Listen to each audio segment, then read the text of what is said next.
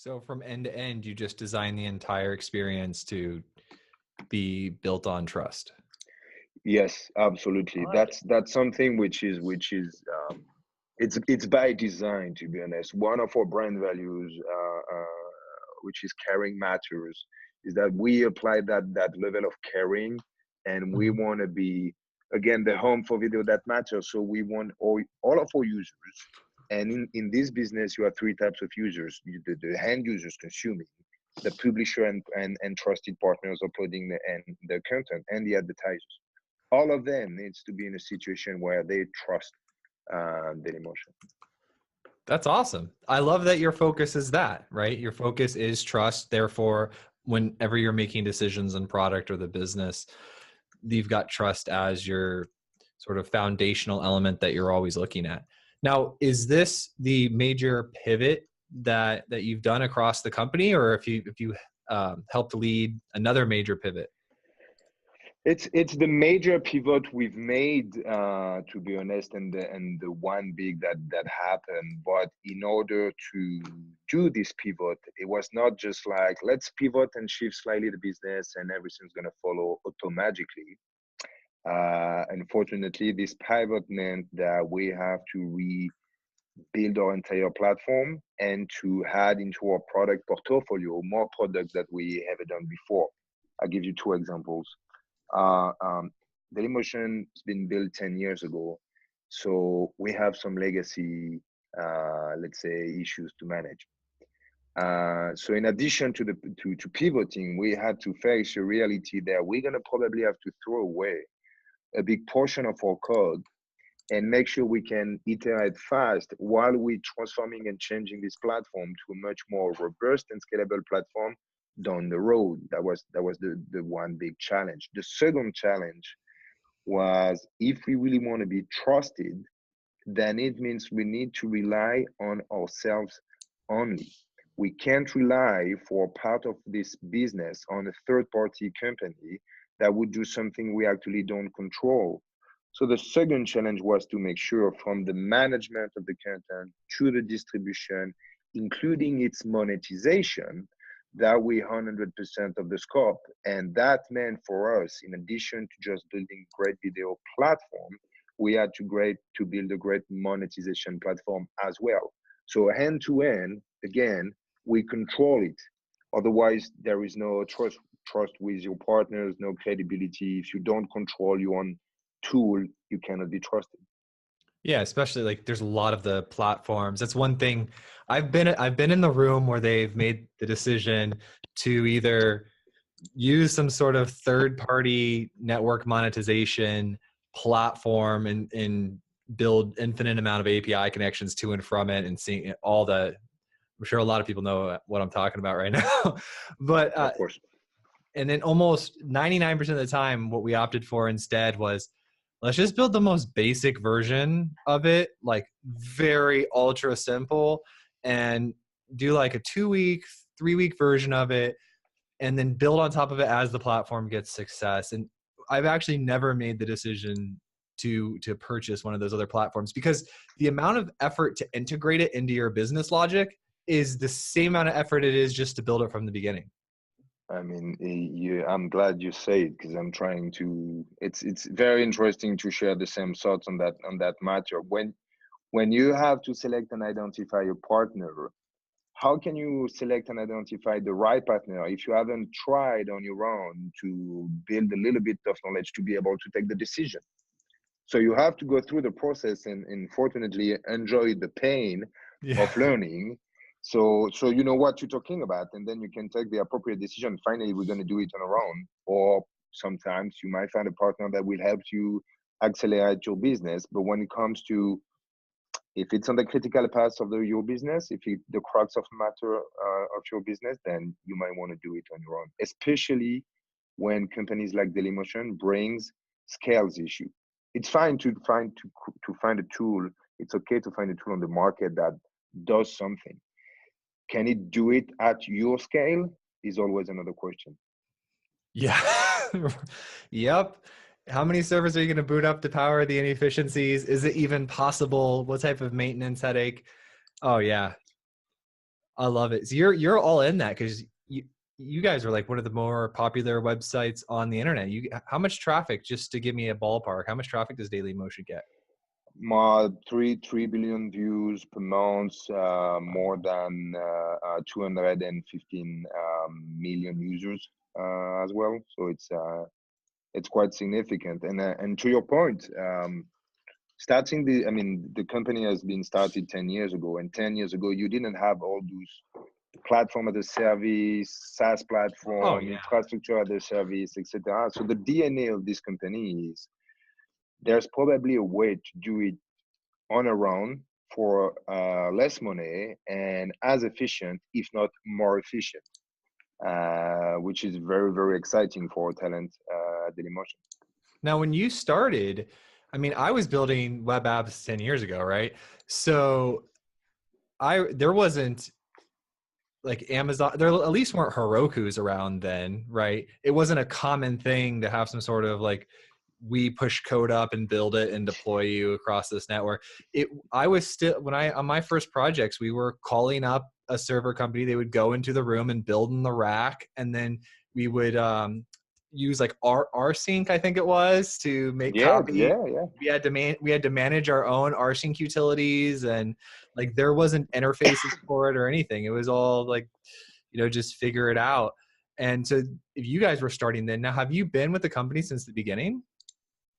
No, I haven't been in the company since the beginning, to be honest. I joined in 2013, but even in 2013, we had a lot of things that has been built on around to address our very specific problems. And what is very interesting in this company, and especially as a CTO, is the scope is very wide in terms of what we do manage, which is also a strength today for many reasons. But we operate our own infrastructure. We have our data centers. We operate our own infrastructure. We operate our own network. We are on our own CDN, for example. We don't rely on external CDNs, which is very interesting when you're a delivery platform, not relying on external CDNs. And everything has been done in-house, and down the road now we're trying to select where it's important and that could make a difference, to select a piece of tool that is different from what we've built originally in-house, because it will make a difference. But there is absolutely no plan whatsoever to do everything externally, put the very trendy, shiny new tool everywhere in the company, only the pieces that make sense here and there. For example, there is no, let's move to cloud strategy. Everybody's moving to cloud, let's move to cloud. We have a slightly different approach where we ask ourselves, where, when, and at what cost does it make sense to eventually consider moving to cloud? And yes, it does make sense from time to time for a variety of reasons, but not always. This is not a one go strategy, we move to cloud. You see what I mean?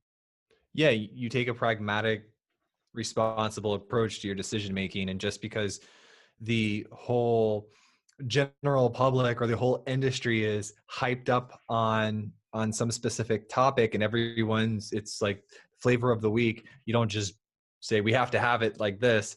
You instead say, how does this apply to us? Can we leverage this in our larger plan of what we're doing?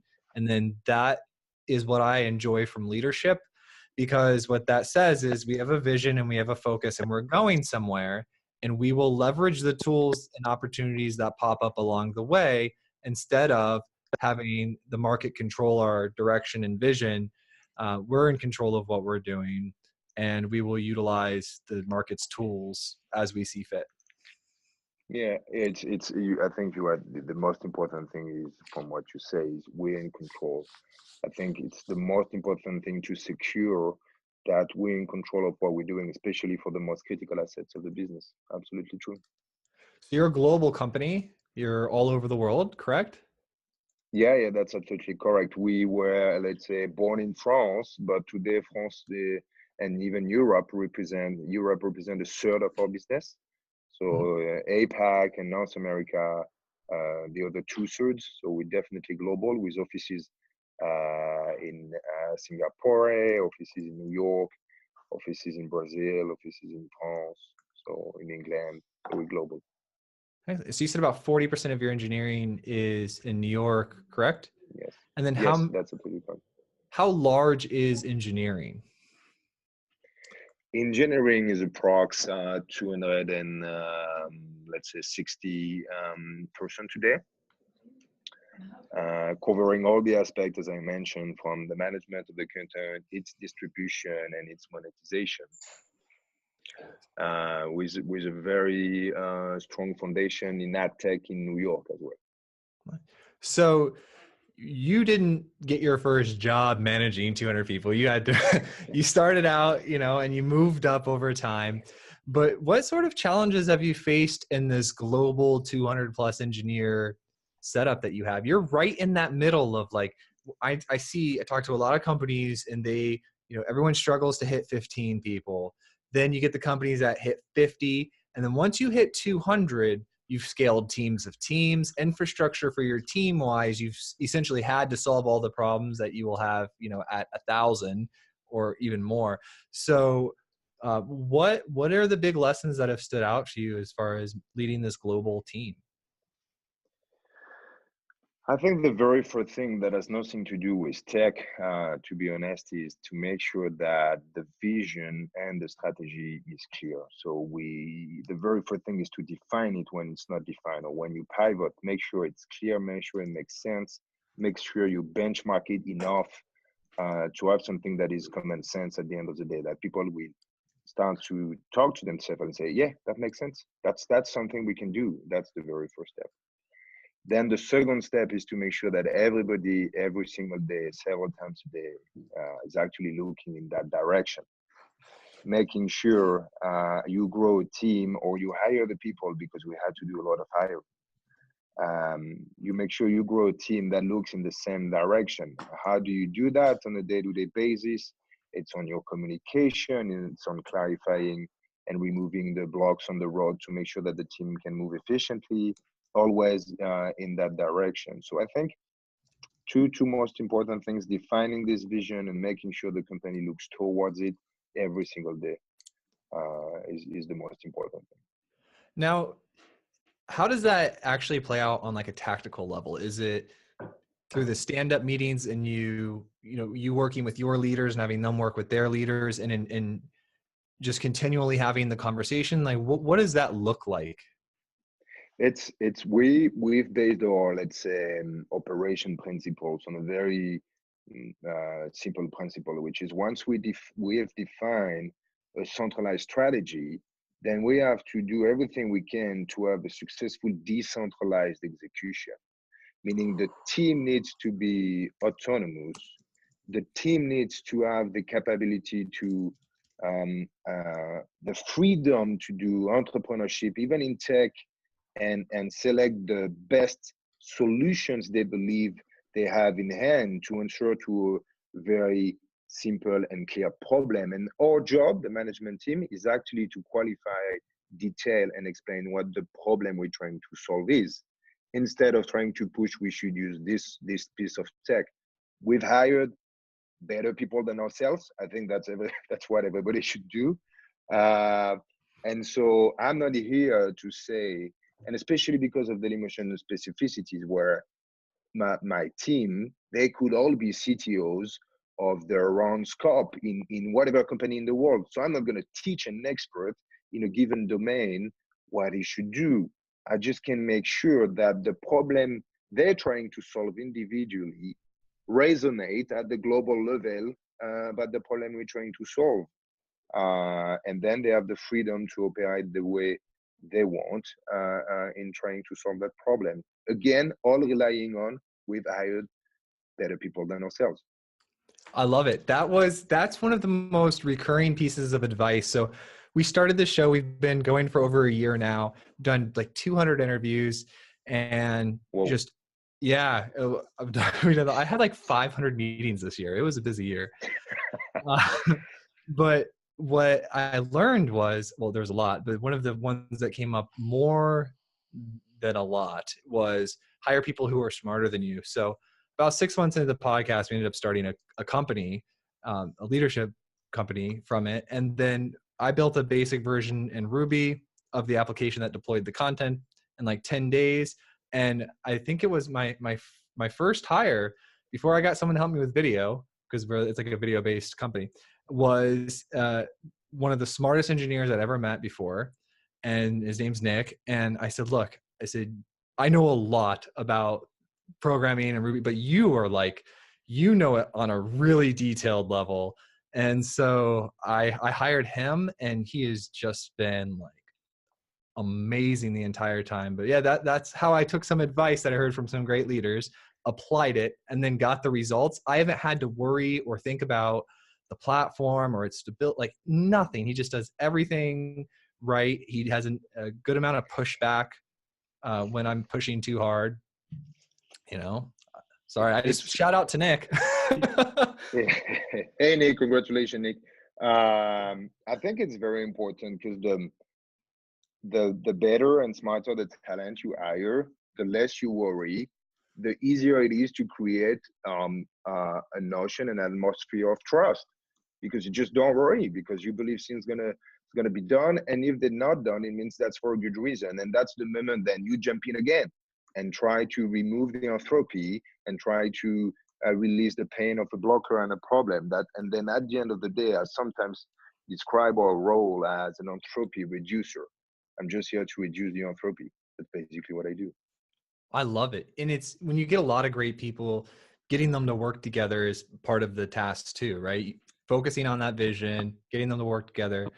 Now, you said something that like I thought was poetic. I wrote it down the moment you said it, but I never heard it described like this. And I just want to bring it up again. You said centralized strategy with decentralized execution.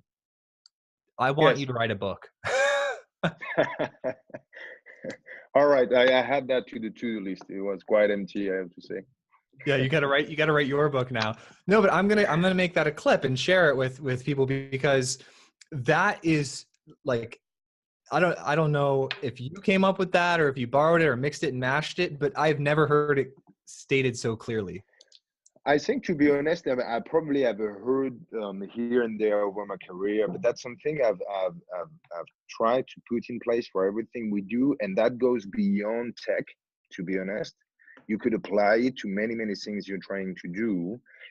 It's based on the foundation that you have to have a great team, and you have to elevate the level of collaboration within your company, meaning that you need to make sure that it only works if the collaboration is there. And we're very happy because at Dailymotion the collaboration is there. But then it brings another issue, which is if your company is not set up to succeed in the collaboration, how do you elevate the collaboration levels?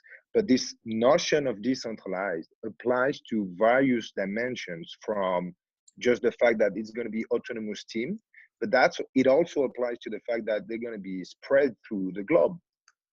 So by definition, you cannot be at many places I cannot run the scrum of the 15 teams everywhere in the world.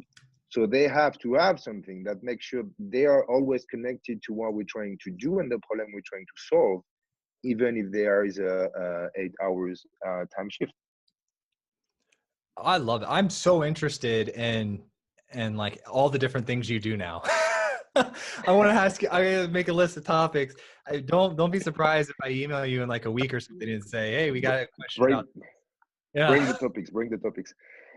I'm curious to know. So I was having a leadership conversation last week about this concept of margin in your schedule, like in your life. And person I was talking to said that they actually schedule time to think, right? They'll take part of their schedule and say, this is when I'm going to reflect on everything that I have learned.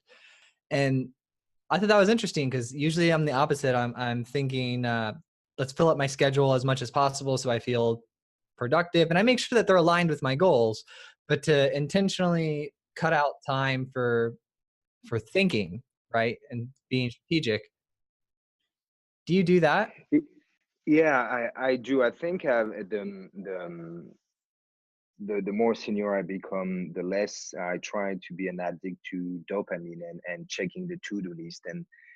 And I was having a conversation very recently with a team about something simple, which is I want our team to use more our product in just not just not to make our product more successful, but just so we put ourselves into our user shoes. But clearly, in order to do so, you need time, and you won't find time to think or prepare for something or use your product if you don't dedicate and make sure in your schedule that you have room for that.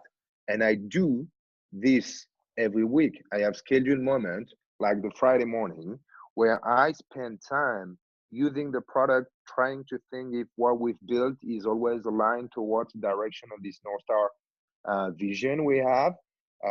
So I personally do it, yes, and I think that's a great idea, and I encourage everyone, and especially my team, to dedicate time to think and step back and look at what we've been doing, because we're always in this, the agile methodology has a name for the iteration, which I believe is the worst name we could have given to the iteration. We call that a sprint.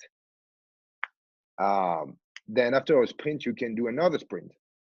And after the second sprint, you can do another sprint.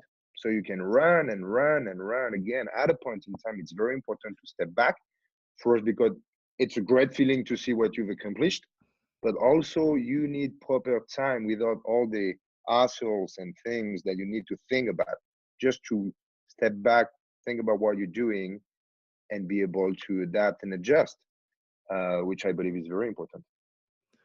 I found that true with like writing. So I'll write and then it all is sounding good or whatever it may be. And then I always leave and come back a couple hours or a day later and read it from a completely different emotional perspective, or just, whatever state of energy I'm currently in.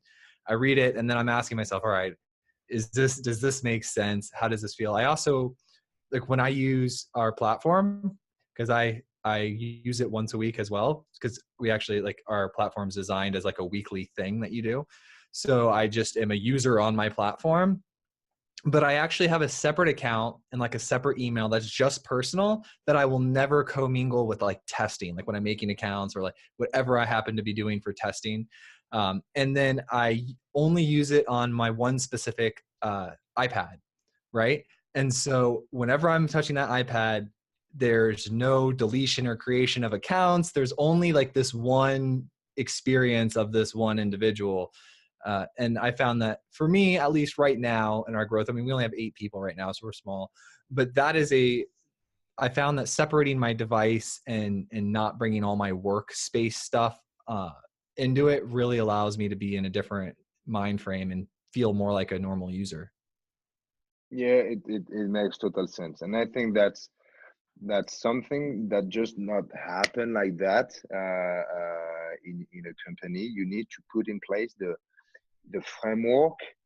You need to make sure that people feel safe about doing so. So you need to encourage it, but it's actually much more than just saying you should take time to do something.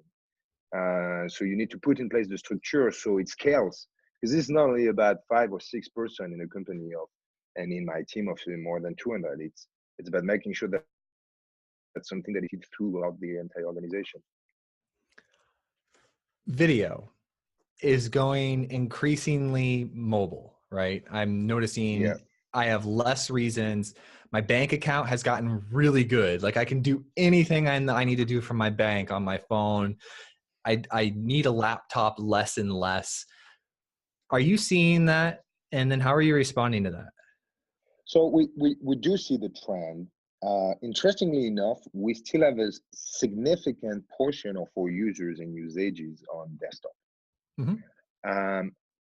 I don't know, to be honest, if it's coming from some people working hours, check out a video or a tutorial or something, or a content that is important on a publisher website, because I don't know if I've been clear on this one, but Dailymotion is a platform, but we also provide technology to publishers. So publishers on their own properties. And there is a trend today where all the publishers are trying to regain control, to exit from the duopoly Facebook, Google in controlling their own audience and their own content. Then we offer technology to do so. So you're a publisher, you have great content, but you want to distribute and monetize this content on your properties to engage your audience, then we provide the tech solution to do so as part of our partner solutions. Oh, I didn't know that. Oh, sorry about that. So yes, that's definitely something we do and offer. And there is, and I will answer to the question around mobile. There is a big trend right now where every big publisher is trying to engage his own audience, because at the end of the day, that's the most valuable assets they have. So how do they make sure their most valuable assets, they control it? Going back to, if you want to be successful, you're gonna have to control the elements of your business. So they want to control their audience, and then we're offering all the tools through our partner solutions to the big publishers globally. So I have a question. Would I choose, like, you've got a Wistia and a Vimeo, and then would I like a Dailymotion? Is that you compete in that product lineup? Yeah, definitely, yes. Oh, wow. I got to check you guys out, because you know what? Like, I've been watching, we use Vimeo for our platform, right? But there's a lot that I don't like about the options that I have available, because they're primarily built for being on Vimeo, like, right? Like you can host the content, but all their tools are like, either you're doing something that we don't support, here's a link to the video for you to embed somewhere else, or you're also putting your content on Vimeo.com, and then we're integrating it into our app, right? So we need permission concept, we need like features. And so I was looking through, Wistia kind of had some stuff, Vimeo kind of did it, but I'm going to check you guys out to see what type of features you have. You should, honestly, because we've built this let's say partner solutions with an intent to be as friendly as possible to our partners. Clearly, and it didn't work in the past, and that won't work in the future.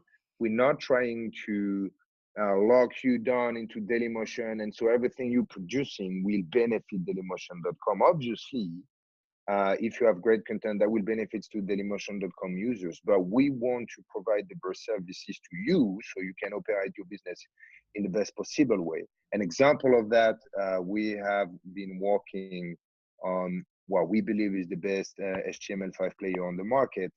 And this player has been optimized to work on native apps directly. So you can easily integrate an HTML5 player in a native app, in an iframe or WebView in a nick of time. Because if you're a partner or you want to customize the experience, change your brand, the color of the player, etc., you want to do it once and for all, and you want it to work cross platforms, and you want to integrate players into devices as easy as possible. So we shift from, let's provide a bunch of features that's going to make our partners happy to use Dailymotion.com, to we need to keep our partners happy on Dailymotion.com, but we need to make sure we provide the tools, and it includes API, content API, data API, third-party plugins, so you can operate your business on your own, on your platform, relying on our technology.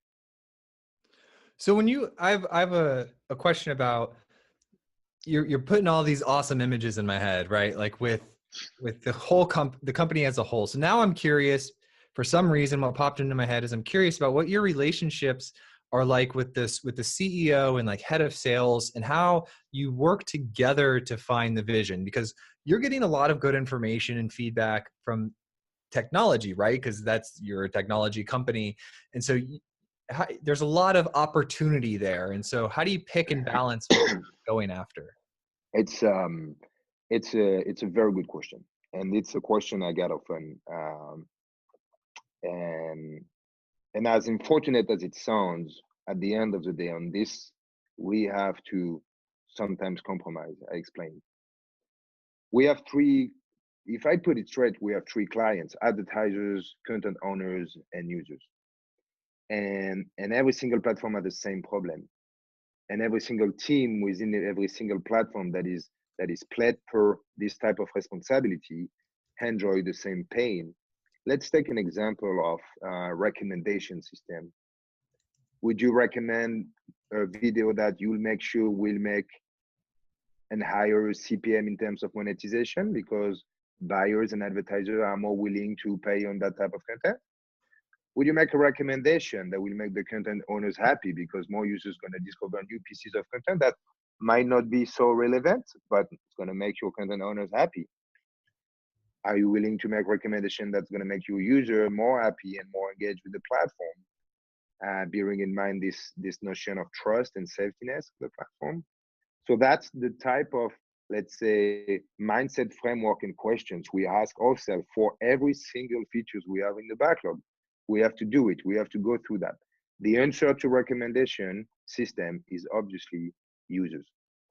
But that's not the answer systematic to every single question we have. That's smart. I like that.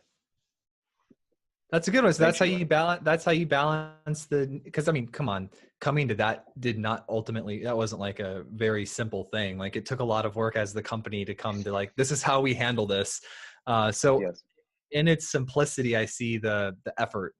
Right. I appreciate it. So that's how you balance like the three distinct user types. Yeah. Obviously, there has been a little bit of pain figure out that this is as simple as I put it, but yes, at the end of the day, that's how we take a decision. What are you most excited about that's happening right now?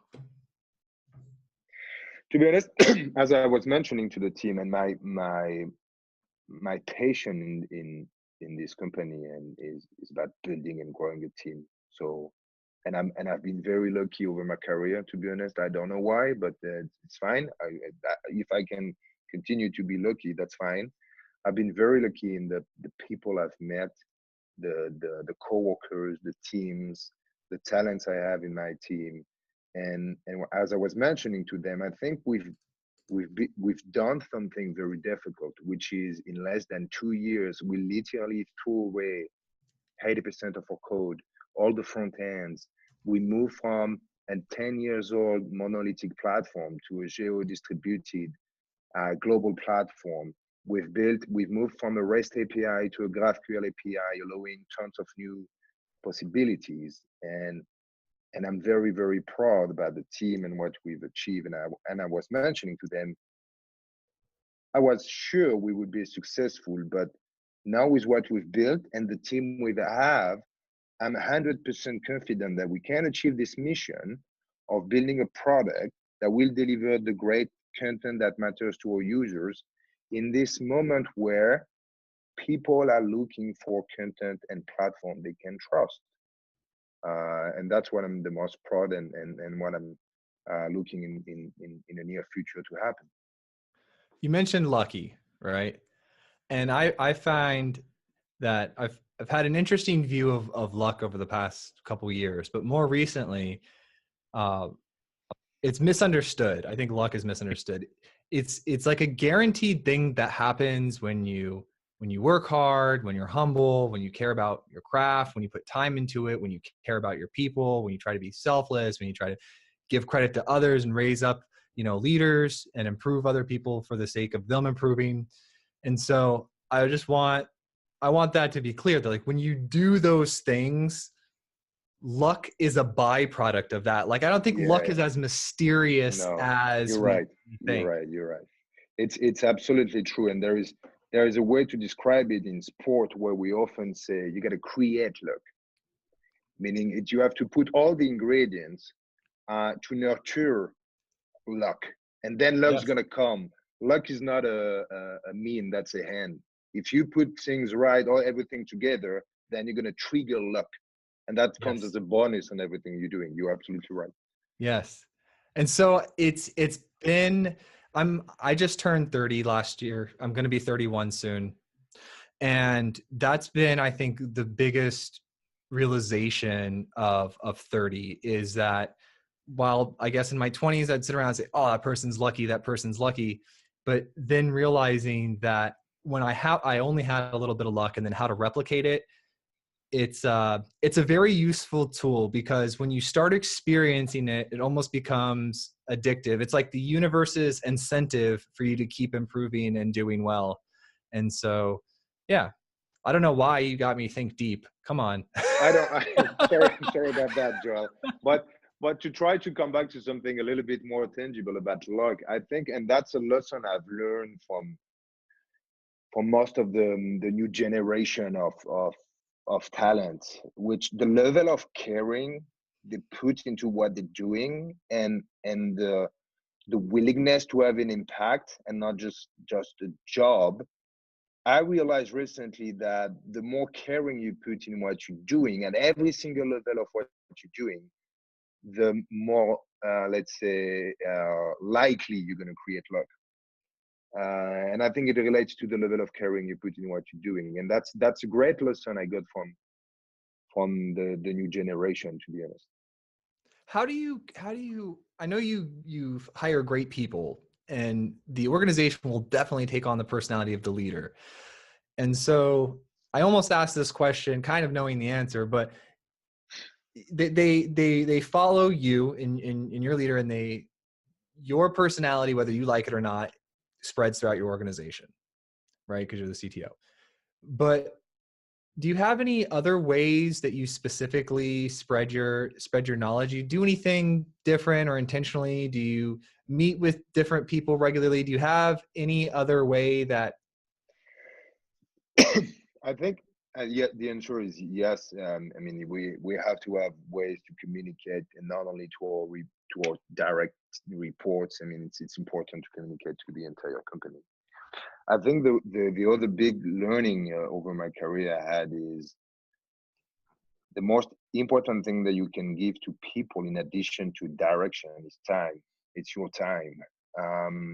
So, and it's not at all a sacrifice. It's we have to put together the moment to share and discuss. And it comes from just talking about the strategy at the coffee machine, which I very much enjoy, because if the people of your company can share in 2 to 3 sentences the strategy and the direction at the coffee machine when they're talking about what they're going to do today, then it's a big success. But to answer your question, yes, I have regular meetings with everybody, couple of teams, separate teams, in a very casual, informal way where we just discuss the items. And it's not only about, hey guys, this is what we've done, this is what we have to do, this is where we are on the KPI. This is much more about on the inspiration about what we're trying to do, how well are we doing, the level of confidence in the team, in what we're doing. At the end of the day, so everybody feel safe in what they're doing, which I believe is the most important and most dominant feeling you should have in your company. That's a great answer. Yeah, I like to just explore around, because every once in a while somebody says like something amazing, like centralized strategy and decentralized executions. No, doesn't come from me. I don't know that, man. If you could go, as we wrap up, if you could go back and talk to yourself 10 years ago, what piece of advice would you give your past self? Interesting one.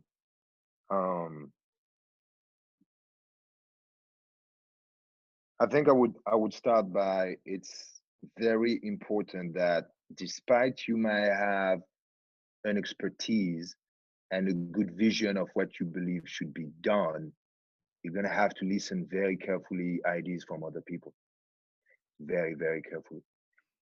And I think that's the one piece of advice that I learned through some pain, which I would give myself, which, because everybody starts with domain of expertise. Every CTO has something that he's been very, very good at doing at some point. But the more he grows, the more the company scales, the less. I mean, it's unrealistic to be an expert today in every single technology that you have to run in a company like ours. I mean, 10 years ago, if you were good in PHP, SQL, Apache, then you could have been an expert across the board. Today, it's over. If you just had the data team into the scope of what you were used to do, then everything is new, everything is different. You can be an expert anymore. So you got to be very careful in listening to everybody. I mean, to every single ideas, and making sure you create the foundation so those ideas can grow without you. I think that would be the piece of advice I would give to myself. Your past self thanks you because that was fantastic advice. That was I don't good, know, Joel, man. but That was super unique. First of all, instantly I resonated with it because as a young engineer, I was a little bit rude because I wasn't accepting of other people's ideas very early on in my career. Thankfully, I it didn't work out for me not being that way, and so I learned really fast. But yeah, I connected with that for sure. yeah, thank you, Joel. I mean, I'm happy to see that it resonates because it's always a pleasure to share thoughts and see that it resonates and that can be applied in different contexts, which is always interesting. Excellent. Is there anything that we didn't cover that you would like to cover? No, Joel, to be honest, I think we've covered a lot. We did. We covered. I think so. We I did. think so. I know I got a book to write. So thank you, Joel, for that. Yeah, you have a book to write. Oh man, this was a fantastic time. Now, if people want to find out more about you or connect with you, LinkedIn or Twitter, where can they find you? Yeah, boss. Twitter is probably the easiest way to connect. Okay, excellent. And they just search Guillaume, but it's not how it sounds. We'll put it in the show notes. Yeah, we'll do Yes. that. Thank you, Joel, very much. Excellent.